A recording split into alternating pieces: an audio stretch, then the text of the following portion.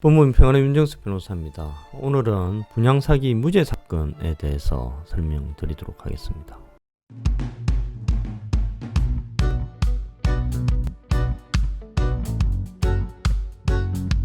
이 사건은 도시형 생활주택과 관련된 사건입니다. 여기에는 이제 등장인물이 여러 명이 등장을 하죠. 그 중에 이제 시행사가 등장을 합니다. 여러분, 시행사, 시공사 뭐 그런 개념에 대해서 들어보셨습니까? 시행사는 한마디로 건축주라고 보시면 됩니다. 땅을 소유하고 그 위에 짓는 뭐 건물을 소유하게 되는 그런 건축주라고 보시면 되고, 그 건축주가 뭐 회사 형태를 들 때 시행사라고 합니다. 여기서 A라는 사람이 등장을 하는데, A는 그 시행사의 대표입니다. 그러니까 A가 실제로 이 도시형 생활주택 사업을 운영을 하고 시행을 했다, 이렇게 보시면 되겠습니다. B는 저희 의뢰인이자 여성분이십니다. 이분은 뭐 사업은 잘 모르시고 집에서 생활 주로 하시다가 친정집 돈 포함해서 6억 원을 이 사건 도시형 생활주택 사업에 쏟아붓는 거죠. 그래서 저희가 투자를 했으니까 이 사업이 잘 되는지 관리 감독을 하기 위해서 사무실에 출근을 해서 잡무를 보는 겁니다. 청소도 하고 커피도 따라주고 뭐 이런 식으로 잡무를 보는 거죠. 다음으로 등장하는 사람은 피해자입니다. 피해자는 시행사에 3억 원을 빌려주고, 그러니까 앞으로 지을 주택 두 채를 담보로 제공을 받습니다. 그러니까 시행사 입장에서는 자신이 빌린 돈 3억 원을 갚든지 아니면 피해자에게 주기로 약속한 주택 두 채를 분양을 해주든지 둘 중에 한 개를 하면 되는 겁니다.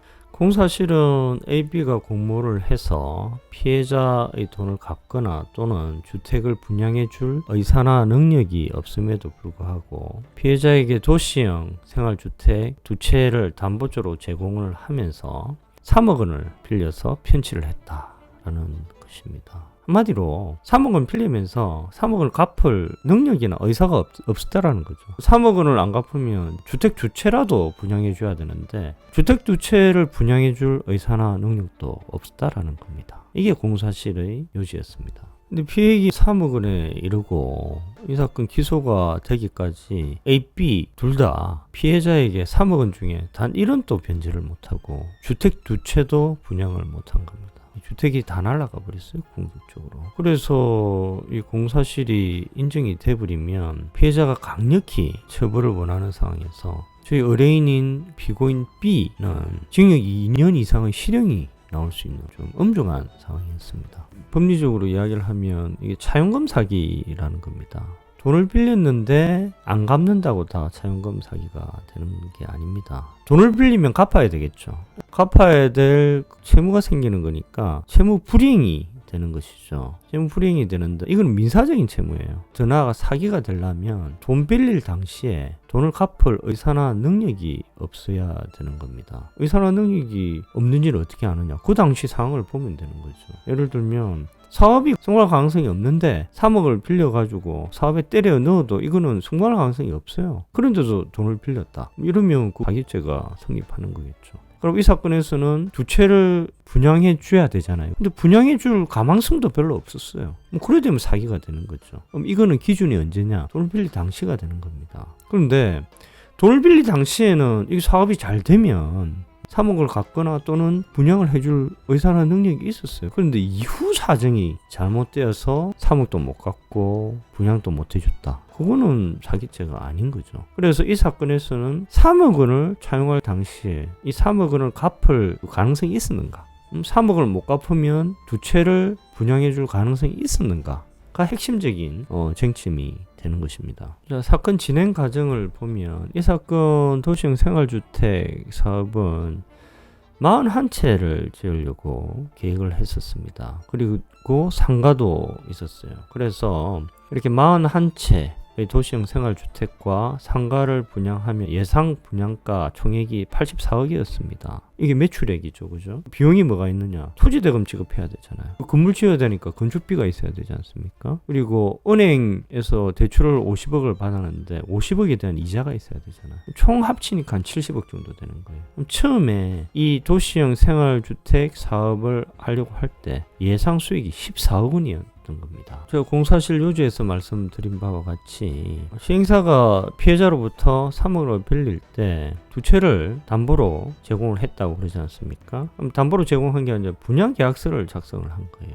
이 분양계약서를 누가 적었냐면 B가 적은 겁니다. 근데 B는 사업이 뭔지를 몰라요. 그냥 잡무만 하다 보니까 A가 분양계약서 적으라고 그러니까 그냥 뺏겨 적다시피 그냥 분양계약서를 적은 겁니다. 이 분양계약서 의미가 무엇인지, 이게 담보의 의미인지 실제로 분양이 되는지 이런 의미 전혀 모르고 그냥 적은 겁니다. 그리고 피해자로부터 받은 3억 원은 당연히 이 사건 사업에 투입이 된 것이죠. 이 사건 주택은 착공한 지 한 10개월 만에 순조롭게 준공이 됐습니다. 그러고 이 사건 도시형 생활주택 위치도 되게 좋아요. 분양만 하면 되는 거잖아요. 그런데 아까 은행 대출금이 50억이라 했지 않습니까? 이게 월 이자가 한 3천만 원 정도 됩니다. 분양이 근데 잘 안 되는 거예요. 그래서 통매각을 고려를 한 겁니다. 그러니까 통매각은 뭐냐면 41채를 한 채 분양하는 게 아니고 어떤 사업체 그냥 41채 하루 상가를 통째로 파는 그거를 시도를 하려고 한 거예요. 그런데 내부 이견 때문에 통매각을 못하게 된 겁니다. 그러다 보니까 월 3천만 원 이자도 못 갚게 되는 거죠. 그러니까 이 사건 도시형 생활주택 41채하고 상가 전체가 공매에 들어가게 돼버린 겁니다. 그러면서 나중에 날아가 버리게 되는 거죠. 그래서 결국 피해자에게 3억 원 돈도 못 갚고 두 채 분양도 못 해주게 돼버린 겁니다.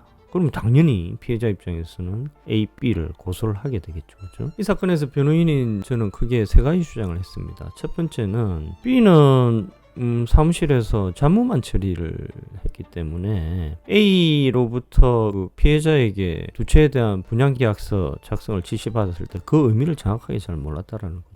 한마디로 피해자에게 두 채를 분양해야 줘야 된다라는 그 사실 자체를 인식을 하지 못했다라는 겁니다. 두 번째는 피해자로부터 3억 원을 차용하고 분양계약서를 작성해 줄 당시에는 이 사업에 전혀 문제가 없었다라는 거죠. 이후에 그 준공도 순조롭게 됐지 않습니까? 근데 사업이 조금 어그러지기 시작한 거는 분양이 일치 안 되고 이후에 통매각을 추진을 하다가 내부 이견 때문에 통매각에 실패를 하게 되고, 그런데 은행 월 이자가 3천만 원인데 그게 밀리게 되니까 결국은 공매로 넘어가게 된 이유 때문이었다. 즉 피해자로부터 3억 원을 빌릴 당시에는 사업이 순조롭게 진행이 되고 있었기 때문에 나중에 피해자에게 3억 원을 못 갚게 되거나 또는 두 채를 분양해주지 못하게 될 거에 대한 그런 거를 전혀 인식하지 못했다 라는 것이죠. 그래서 이 사건은 단순 미사상 채무 불행에 해당하는 것이지 사기죄로 의율할 것이 아니다, 이렇게 주장을 한 겁니다. 세 번째는 B가 B 자신 가족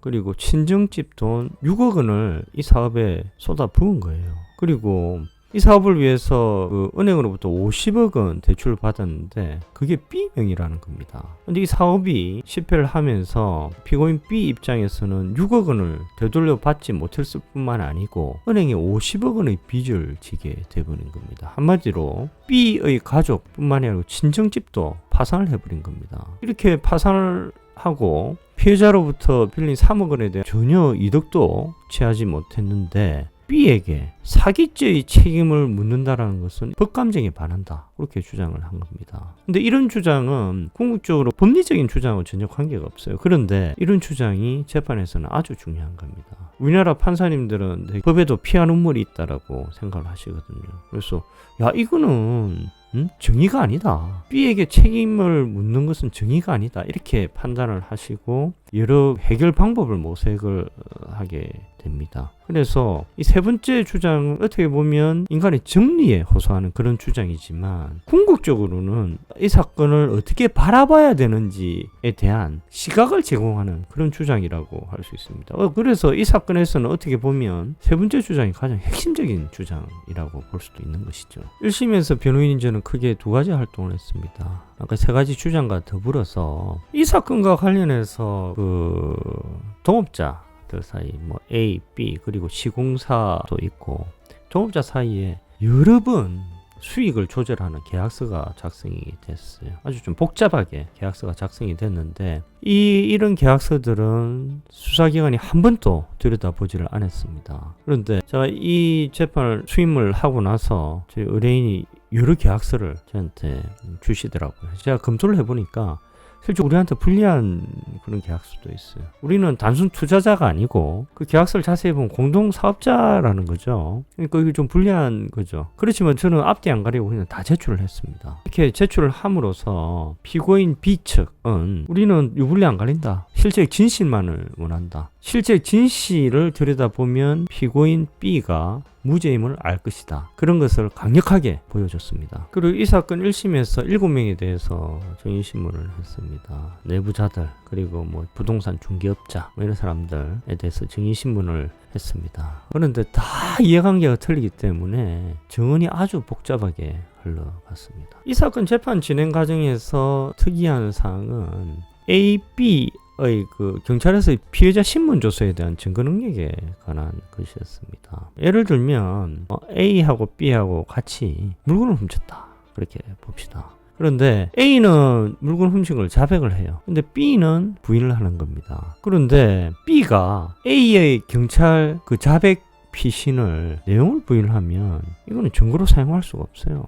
A가 법정에 출석해가지고 내가 경찰에서 그렇게 진술한 거 맞다 이렇게 이야기를 해도 A에 대한 경찰 피신은 증거로 사용할 수 없다라는 것이 법리입니다. 그런데 B의 경찰 피신 불리한 내용이 좀 있었다라는 거죠. A의 경찰 피신도 불리한 내용이 있었어요. 왜냐하면 A는 모든 걸 B에게 뒤집어 씌우려고 하는 거죠. 그래서 제가 A, B에 대한 경찰 피신을 공의 내용 부인을 했거든요. 그러면 판결문에 이게 A, B에 대한 경찰 피신이 등장을 해서는 안 되는 겁니다. 그거를 제가 주장을 했어요. 그러니까 재판장님이 법정에서 뭐라고 그러냐면 벌써 증거 채택했으니까 나중에 항소심에서 다퉈라 뭐 이런 식으로 이야기를 하시는 겁니다. 좀 황당한 경험이었죠. 그래서 결국은 1심 판결이 선고가 됐는데 참으로 부실한 판결이었습니다. 아까 제가 말씀드린 A, B에 대한 경찰 피신을 가장 결정적인 증거로 거시를 하고 있는 겁니다. 증거 능력이 없는 증거를 가장 결정적인 증거로 해서 A, B에 대해서 유죄 선고를 하고 있는 겁니다. 참으로 부실한 판결이었죠. 1심 판결은 분양계약서 작성해 주면서 분양계약서의 구체적 의미를 몰랐다고 볼 수 없다. 그리고 주택 준공 후에 이 모든 주택들이 다 그 신탁이 됐거든요. 그럼 신탁할 때 그 두 채 피해자에게 담보로 제공한 두 채는 빼고 신탁하면 될 거 아니냐. 왜 전체를 신탁했느냐. 이걸 봐도 AB는 피해자에게 두 채를 분양해줄 의사나 능력이 없다는 것을 명백히 알 수 있다. 이렇게 판시를 하면서 AB 모두에 대해서 유죄 판결을 선고했습니다. 근데 다행히 1심 판결 직전에 A가 피해자에게 5천만 원을 주고 합의를 해서 A에 대해서는 징역 1년 6월 집행유예 2년, B에 대해서는 징역 1년 집행유예 2년이 각 선고가 되었습니다. 1심에서 격렬하게 무죄를 다투던 B는 항소를 했습니다. 그런데 A는 항소를 안 하더라고요. 그러니까 A에 대한 징역 1년 6월 집행유예 2년의 형은 확정이 됐습니다. 근데 B는 항소를 해서 제가 그대로 변호인으로서 항소심에서 활동을 했습니다. 항소심에서 변호인인 저는 크게 5가지 활동을 했습니다. 첫 번째는 왜 그 주택 준공 후에 전체에 대해서 신탁을 했느냐, 두 채 빼고 신탁하면 되지 않았느냐, 그렇게 1심 판결이 판시를 하면서 그 판시를 A, B에 대한 유죄의 아주 결정적인 증거로 운용을 한 것이거든요.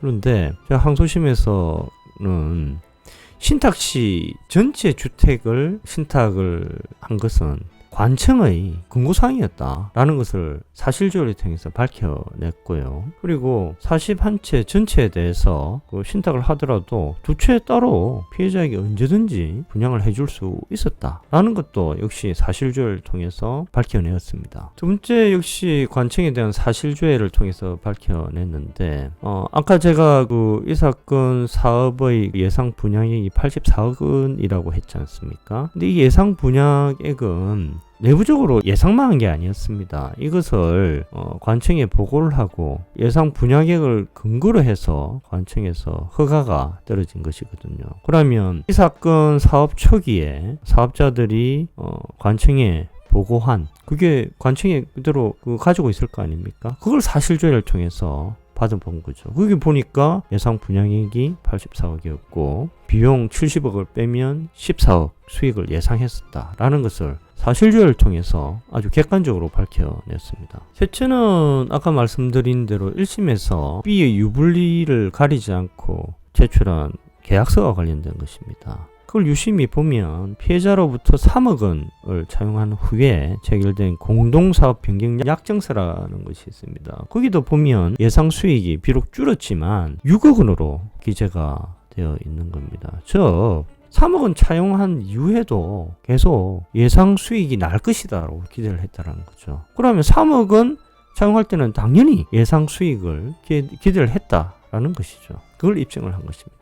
네 번째는 A에 대한 경찰 피신의 증거 능력에 관한 주장입니다. 아까 말씀드린 대로 1심은 B가 AB에 대한 경찰 피신의 증거 능력을 부인을 했음에도 불구하고 증거 능력이 없는 AB에 대한 경찰 피신을 AB 유죄의 유죄 판단의 아주 결정적인 근거로 활용을 하고 있다는 것입니다. 이는 명백히 잘못된 판시고, 그래서 그 2심에서 이에 대해서 아주 강력하게 주장을 함으로 인해서 2심 재판부가 1심은 문제가 있다, 명백히 증거 능력에 대한 잘못된 판단을 내리고 있다라는 것을 인식하게 함으로써 1심 판단 자체가 근본적으로 문제가 있다라는 것을 느끼게 하였습니다. 그리고 다섯 번째는 1심에서 신문하였던 부동산 그 중개 직원에 대해서 다시 정의신문을 하였습니다. 2심은 결국 B에 대한 1심 유죄 판결을 파기하고 B에 대해서 무죄 판결을 선고를 했습니다. 제가 2심 판결문을 보고 깜짝 놀랐습니다. 아주 잘된 판결문이었기 때문입니다. 이 사건에는 여러 계약서가 존재를 하고 각 이해관계가 상출되는 수사기관 그리고 1심 법정에서의 진술이 존재를 합니다. 그런데 이런 여러 계약서 그리고 이렇게 복잡하게 얽힌 진술들을 아주 입체적으로 분석을 해서 사실관계를 확정을 했는데 그게 아주 정확한 사실관계라는 겁니다. 그래서 이 사건 2심 판결은 제가 지금까지도 손에 꼽는 아주 좋은 판결이었습니다. 2심은 첫 번째, B가 분양계약서를 직접 작성했음에도 불구하고 그 의미를 몰랐다고 볼 수 없다 라고 판시를 했습니다. 한마디로 변호인인 저의 첫 번째 주장을 받아들이지 않은 것인데요. 근데 이것은 제가 좀 예측을 하던 판시였습니다. 왜냐하면 우리나라 법원의 판단에는 틀이라는 게 있습니다. 예를 들어서 결제란에 도장이 찍혀 있으면 그 결제 문서 전체를 결제한 사람이 알 수밖에 없다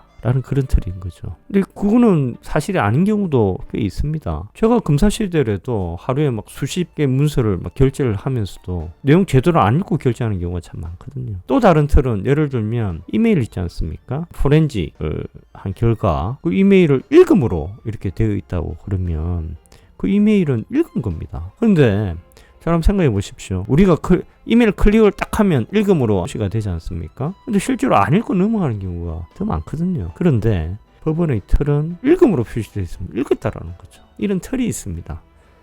그럼 이 사건에서 B가 분양계약서를 직접 작성했거든요. 근데 분양계약서의 의미를 몰랐다. 이거는 법원이 인정할 수가 없다라는 것이 2심의 판단이었습니다. 2심의 두 번째 판단은 이 사건 피해자로부터 사업체가 돈을 차용할 당시에 사업은 순조롭게 있었기 때문에 피해자에게 3억 원을 변제하거나 두 차례를 분양해 줄 수 있었다. 근데 왜 변제나 분양을 못 해주느냐? 이후에 통매각 이 자체가 어긋나면서 이 사업 자체가 어긋나기 시작했다라고 판단을 한 겁니다. 그래서 피해자로부터 돈을 빌릴 당시에 통매각이 어긋날 것이라고 예측하는 것은 불가능했다. 따라서 피고인 B에게 사기의 고의가 없었다라고 판시를 한 것입니다. 근데 AB에 대한 경찰 피의자 신문조서의 증거 능력에 관해서 판단하지 않은 것은 좀 아쉬운 점으로 남습니다.